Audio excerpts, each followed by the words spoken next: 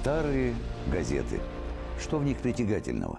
Вот праздничный выпуск газеты «Известия Башкортостана» за 1997 год. Внимание!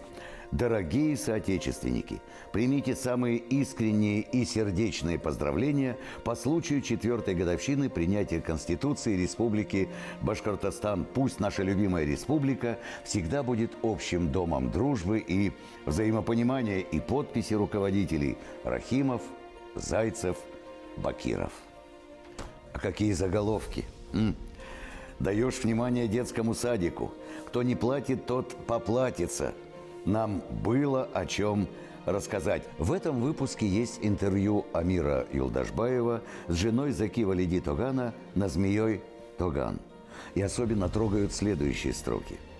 Незаметно для спутника и провожающих афганцев Заки Валиди приблизился к границе Советского Союза.